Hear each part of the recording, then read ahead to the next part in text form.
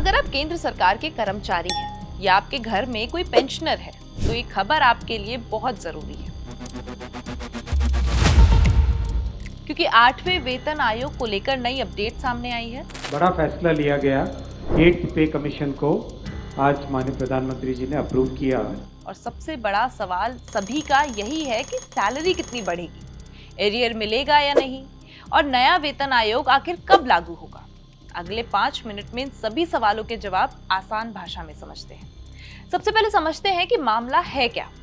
इस समय करीब 1 करोड़ 20 लाख केंद्रीय कर्मचारी और पेंशनर्स 8वें वेतन आयोग की रिपोर्ट का इंतजार कर रहे हैं।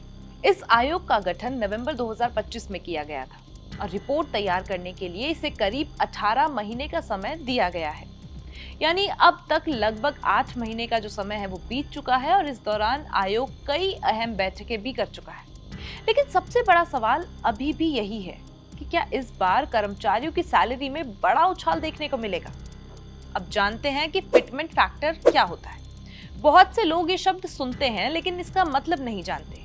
आसान भाषा में समझें तो फिटमेंट फैक्टर वही फॉर्मूला है जिसके आधार पर आपकी पुरानी बेसिक सैलरी को नई बेसिक सैलरी में बदला जाता है। यानी जितना ज्यादा फिटमेंट फैक्टर होगा उतनी ज्यादा आपकी बेसिक सैलरी बढ़ेगी।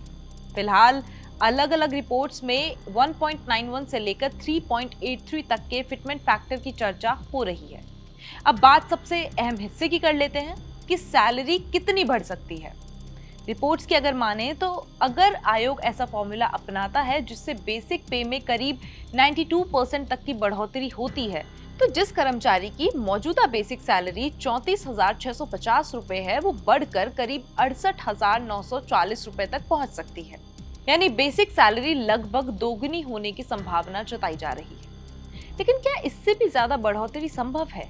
जवाब है हाँ। अगर फिटमेंट फैक्टर ज्यादा तय किया जाता है, अगर आयोग 4.38 फिटमेंट फैक्टर लागू करता है तो लेवल 17 ग्रेड के कर्मचारियों की बेसिक सैलरी करीब 9,85,500 रुपए तक हो सकती है।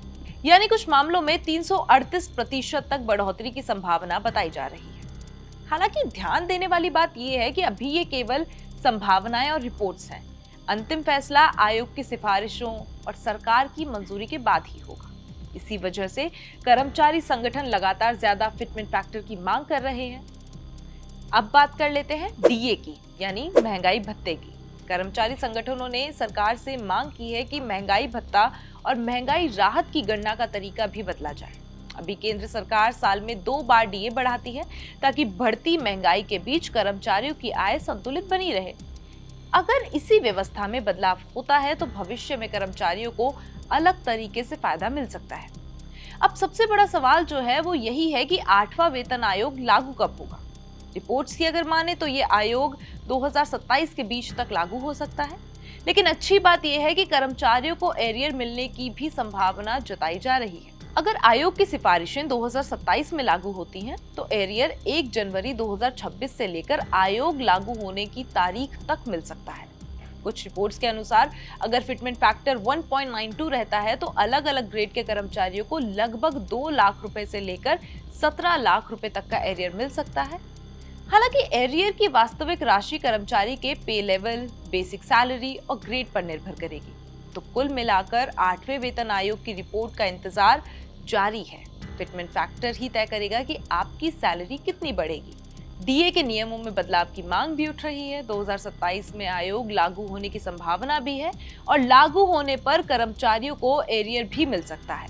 लेकिन याद रखिए, अभी सैलरी बढ़ने के सभी आंकड़े संभावित हैं। अंतिम फैसला आयोग की रिपोर्ट और सरकार की मंजूरी के बाद ही होगा।